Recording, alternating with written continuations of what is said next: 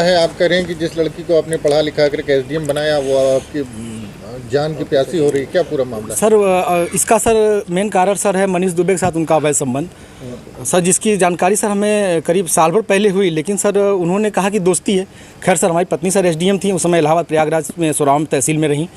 तो मैंने कहा सर बड़े पद पे हैं, दोस्ती तो हो ही सकती सर, अधिकारियों से साथ बैठना उठना हो। तो मैंने सर उन्होंने मैं ये कह के टाल दिया, तो सर मैंने ध्यान नहीं दिया। सर इसकी भनक सर मुझे उसका ये जो शक था वो विश्वास सर 22 फरवरी को हुआ, जब मनीष दुबे गाजियाबाद से चलकर सर मेरे आवास एलनगंज स्थित सरकारी आवास पे आया और इनके साथ एक साथ कमरे में मैंने इनको देखा अवैध संबंध बनाते हुए। तब से सर ये मनीष दुबे और ज्योति मौर्य मेरे जान के पीछे पड़ गई हैं। कौन है, पूरी कहानी बताइए, क्या मामला है? सर 2010 में ज्योति मौर्य के साथ मेरी शादी हुई सर। मैं सर पंचायत राज विभाग में सर 2009 में सेलेक्ट हुआ प्रतापगढ़ में सर, वहीं पे नौकरी कर रहा हूँ सर। और 2010 में इनसे 19 नवंबर को मेरी शादी हुई और सर उसके बाद हमारे संबंध बहुत अच्छे रहे। इन्होंने कहा मुझे पढ़ना है सर, मैं इनको पढ़ाने के लिए मैं इलाहाबाद लेके आया। और इलाहाबाद में सर द काउंसिल कोचिंग है, वहाँ पे इलाहाबाद की सबसे अच्छी कोचिंग थी। मैंने वहाँ पे किसी तरह सर पिताजी के सहयोग से, भाइयों के सहयोग से और यहाँ तक कि मैंने अपने डीपीआरओ साहब के सहयोग से पैसा उधार लेके इनको कोचिंग कराया। और सर ये मेहनत भी की सर और सक्सेस भी हुई। 2015 में ये सर एसडीएम पद पे चयन हुई, 16वीं रैंक इनकी आई। सर बहुत ही खुशी का माहौल हुआ कि हम एक छोटे पद पे रहते हुए अपनी पत्नी को इतना आगे ले गए। वो भी बहुत खुश थी, पूरा परिवार खुश था। और सर 2015 में ही मेरी सर भगवान की दया से मुझे इतनी खुशी मिली कि मेरी 2 जुड़वा बिटिया भी हुई और जिनका नाम हंसी खुशी मैंने रखा, क्योंकि उस समय खुशी का माहौल चल रहा था सर। और सर बहुत अच्छा चल रहा था। लेकिन सर 2020 में ये मनीष दुबे जो जिला कमांडेंट होमगार्ड है, उसकी एंट्री होती है हम दोनों पति पत्नी के बीच में। और सर घर इतनी तबाही पे पहुंच चुका है कि घर तो टूट ही रहा है, बच्चे तो दूर हो ही रहे हैं, पत्नी दूर हो ही रही है सर। यहाँ तक कि मैं मुकदमा भी मेरे ऊपर हो गया है और मेरी मौत की साजिश भी रची जा रही है।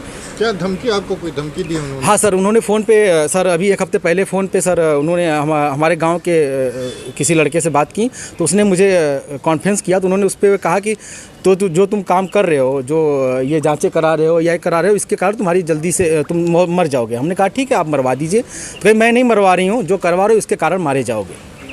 हत्या की धमकी दी है? जी सर, हत्या की। और सर उनका भाई सर सचिन मौर्य है सर, वो मेरे घर से सर रखे मेरे काफ़ी जो कुछ पैसे थे, जेवरात थे, वो सर लेके चला गया। मेरे सर उसकी वीडियो बना के भेजा कि मैं लेके जा रहा हूँ, जो करना हो कर लीजिए। और सर मुझे चैटिंग लिख के भेजा है कि आपका व्हाट्सअप सब कुछ गायब कर दूंगा, हैक कर लिया हूँ, जो सेव करना हो सेव कर लीजिए।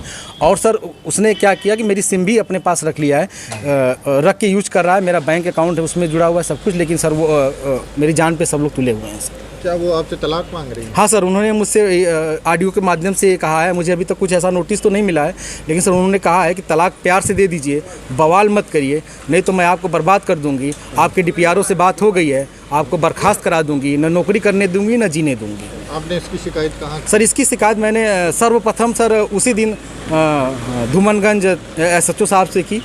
उन्होंने मुझे राजरूपुर पुलिस चौकी भेजा, मैं राजरूपुर पुलिस चौकी पे आवेदन दिया, लेकिन सर कोई सुनवाई नहीं हुई।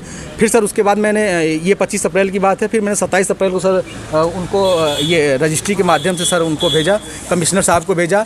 डीएम साहब खत्री साहब के यहाँ मैं खुद स्वयं उपस्थित हुआ हूँ, उनसे मैंने बात की कि सर आपके एसडीएम साहब हैं, ऐसा कर रही हैं। तो उन्होंने कहा ठीक है मैं कार्रवाई करवाता हूँ। फिर मैं कमिश्नर साहब के यहाँ गया, कमिश्नर साहब को दिया, पुलिस कमिश्नर साहब के यहाँ उपस्थित हुआ, उनको दिया। फिर कहीं सुनवाई नहीं हुई तो सर मैं डीजीपी साहब के पास गया, डीजीपी साहब ने मेरे बात को संज्ञान में लिया, लेकिन फिर भी सर आवेदन ले लिया गया, कोई कार्रवाई नहीं हुई। उसके बाद सर मैं DG home guard BK Maurya sir के पास गया।